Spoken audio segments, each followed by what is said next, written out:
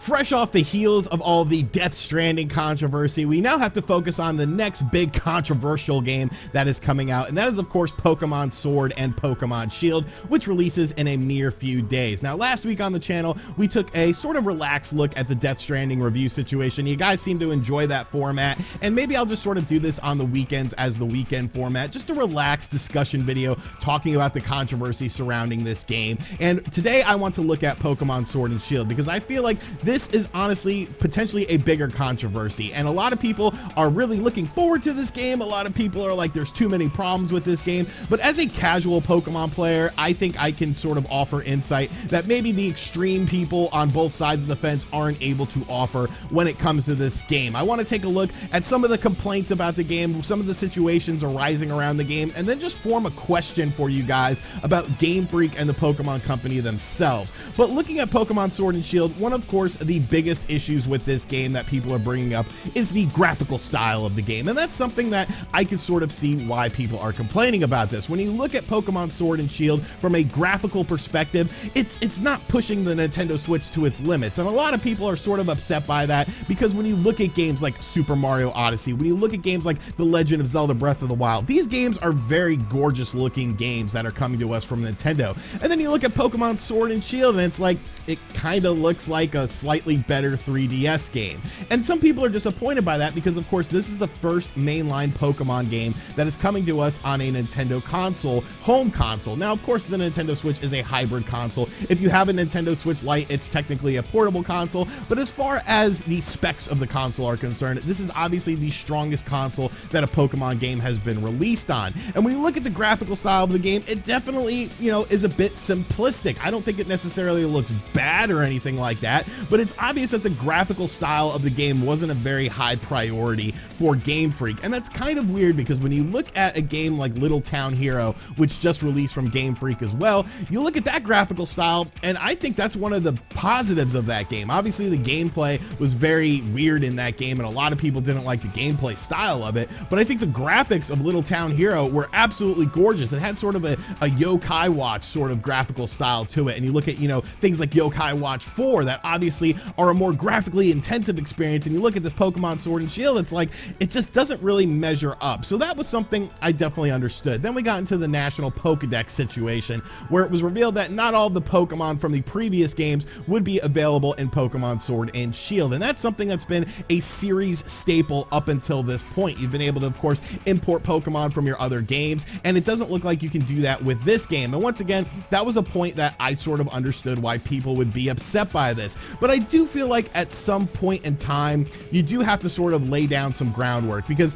eventually there's going to be so many damn Pokemon that you're not even going to be able to import them all, you're not even going to be able to use them all. So at some point in time I feel like this sort of had to happen. I feel like Game Freak did need to step in and be like, okay, this is the point where we are now no longer doing the National Dex where you can import everything. Some Pokemon will not be represented in this game, and it does suck if you have a favorite Pokemon from the lineage of the series. I got into Pokemon during the Red and Blue era in middle school. I used to go over to my buddy's house and watch the cartoon every morning before school, so I got in on the ground floor of Pokemon. Like I said, I'm a very casual Pokemon player. I don't really have many ties to the actual Pokemon themselves, but I do understand why this has happened. Now, of course, we have gotten subsequent leaks about Pokemon Sword and Shield, and a lot of people don't like what they're seeing in the leaks, what Pokemon aren't going to be available. We're not going to go in depth with the leaks on this channel, but it is something that is worth mentioning.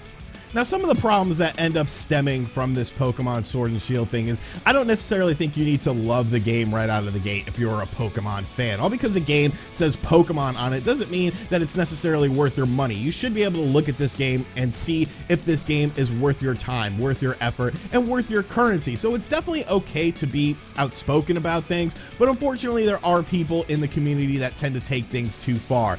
And now you're starting to see stories emerge about Pokemon canceling events events, launch day events in Japan for Pokemon Sword and Shield. They said it was an operational thing. Some people are starting to speculate that maybe there was more to that story. Maybe there's some sort of security issues with diehard Pokemon fans that are taking this to an extreme. And that, to me, is just ridiculous. Like, you can be respectful when you are not enjoying a game. You know, how many games have I reviewed on this channel where it's like, you know, the game itself sucks, but that's not indicative of the people making the game. Sometimes you just make a bad game. So unfortunately, some people are going a bit overboard with this. Some people are going a bit crazy with this. There was an additional report that Game Freak's morale is at an all-time low because of the backlash of the situation, because of the negative publicity surrounding Pokemon Sword and Shield. Obviously, this is a game that a lot of people are working on. A lot of people are putting time and effort into this game. And unfortunately, there are people that will attack individuals for this game instead of just attacking the game itself. And once again, I think that's something that's unnecessary. You know, if the game sucks, you could say the game sucks, but you don't have to go after the individuals making the game. You just kind of look like a crazy person doing things like that. Like,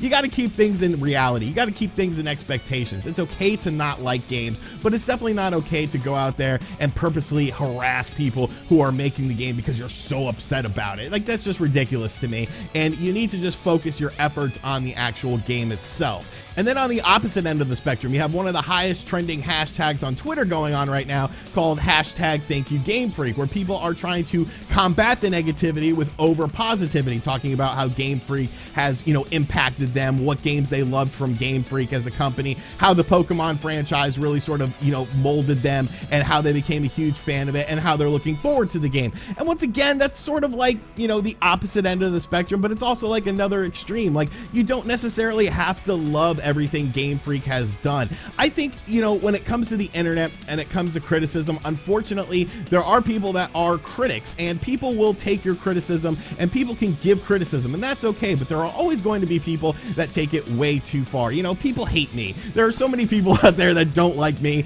and don't like what I do, and I just don't let it get to me. You know, everyone's gonna have an opinion. Do some people take it too far? I mean, probably. When you know, insult the individual just for no reason, it seems kind of, you know, weird and shallow or whatnot, but I get it. You know, you can't please everyone. You have to please the people that you want to please. You have to please the people that you want to please the most. And in this situation, I think you need to look at the core Pokemon fan. Now, a lot of the core Pokemon fan are upset about this game and are the ones that you should be wanting to please in this situation, but you can't please everyone. You know, not everyone is going to be happy. At the end of the day, Pokemon Sword and Shield is going to sell like wildfire. I mean, even with all of this controversy, even with things like the graphics not being all that great, even with things like shared XP, which some people like and some people don't like, meaning that your Pokemon will share XP when they level up and everyone will level up at the same time. Even with things like the National Pokedex being, you know, much more limited and a lot of Pokemon being removed, this game is still going to sell very well. I honestly feel like it will be one of the best-selling Pokemon Sword and Pokemon games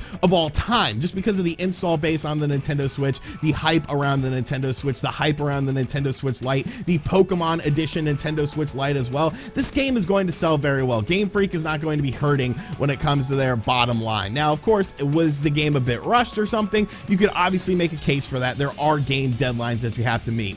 But the question that I said at the start of this video that I wanted to pose to you guys is almost like a Kojima-like situation, because I see a lot of parallels with Kojima and Game Freak when it comes to them as game designers and game developers. Do gamers hold Game Freak to an unnecessarily high standard when it comes to their games? Because when you think of Game Freak, you think of Pokemon. And when you look at Game Freak's game library, really the only success that they have ever seen as far as game manufacturing is concerned is with the Pokemon franchise. That really put them and thrusted them into the limelight. That's their biggest game. They have released other smaller games and they've helped other teams with other games, but as far as the mainline stuff goes, as far as their bread and butter, what they're making money on and what they're known for, it's the Pokemon series. A series that has always been, let's face it, maybe a bit behind in terms of things like gameplay and in graphics, as being only on dedicated handheld systems. And yes, there have been offshoot games, but I'm talking about a full Pokemon experience.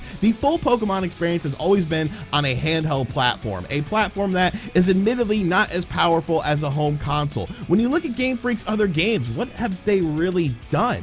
what are they really known for? And that's honestly nothing. They do, you know, smaller offshoot games that some of them have, you know, gotten some sort of critical success, but most of them are just sort of mediocre games. Like look at Little Town Hero, which was a game that I thought had a lot of potential, but was just bogged down with such a convoluted combat system. I have watched so much gameplay of Little Town Hero, and I still don't understand how the game itself works. My friends, people like Spawnwave, 8-Bit Eric, they don't understand the gameplay mechanics of this game. It's just so convoluted and so crazy. So is Game Freak a company sort of like Kojima that maybe we're holding to too high of a standard based on one major franchise? That's something I want you guys to talk about in the comment section down below, because I think that might be the most interesting case out of all of this. Is Game Freak held to too high of a standard? Is Game Freak really this huge, great company, or are they just a company that found a formula, decided to continue this formula and add to this formula, and now they're starting to face the fact that they've been pretty much releasing a similar style of game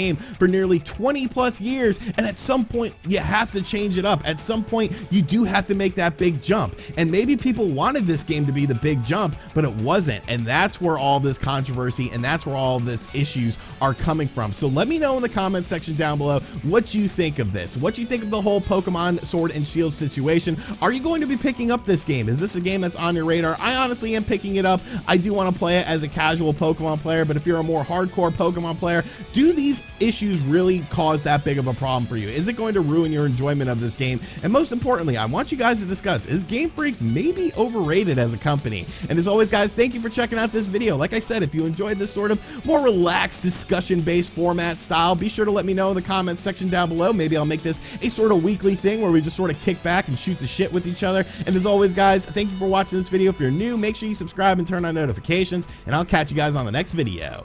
Later.